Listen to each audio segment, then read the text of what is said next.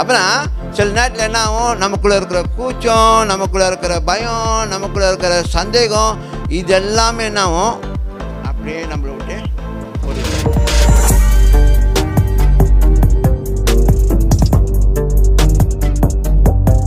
நீங்கள் என்ன செய்யணும்?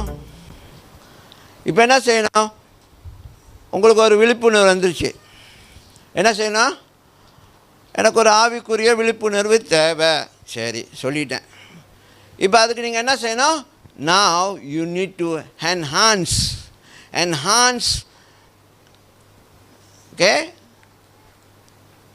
Hello? You need to enhance the intuition. அந்த இன்ட்யூஷனை நீங்கள் என்ன செய்யணும்? அந்த உள்ளுணர்வை நீங்கள் என்ன செய்யணும்?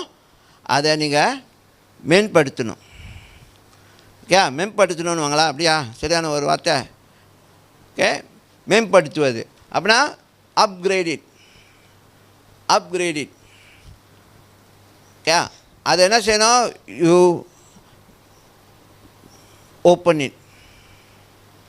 இவ்வளோ நாள் அப்படியே மூடி வச்சுருந்தேன்னா இப்போ என்ன செய்யணும்? அதை ஓப்பன் பண்ணுங்கள். Release it so that God will work deeper. ஆண்டவருடைய ஆவி உங்களுக்குள்ளே வேலை செய்கிறதுக்கு.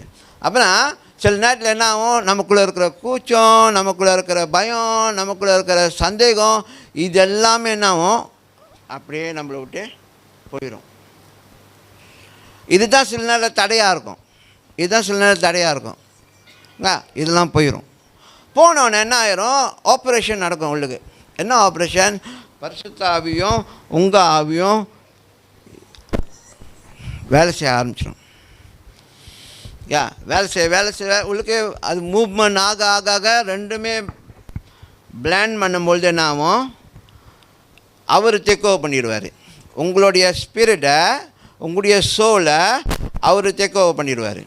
அப்போ என்ன ஆயிரும்? உங்கள் சோல் மைண்டும் சரி, ஃபீலிங்கும் சரி, டிசிஷனும் சரி, இனி நீங்கள் செய்ய வேணாம், அவர் செய்ய ஆரம்பிச்சிடுவார். புரியுதா?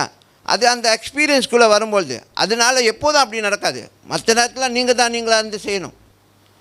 இல்லைனா நீங்கள் ரோபோட் ஆகிடுவீங்க. அவர் எல்லாத்தையும் டேக் ஓவர் பண்ணிட்டு போனால் அப்புறம் நீ நடப்ப, உட்காரு அப்படி மாதிரி போயிடும். அப்படி இல்லை, அப்படின்னா ரோபோட் ஆகிரும். இது அந்த காரியம் நடக்கும்போது தான் அவர் டேக் ஓவர் பண்ணி வர்றாரு. அந்த அனுபவத்துக்குள்ளே நீங்கள் வந்த பிறகு அந்த அனுபவத்தை வாழ்கிறது உங்களுடைய பொறுப்பு. அதை காட்சியளிக்கிறது உங்களுடைய வேலை. புரியுதா?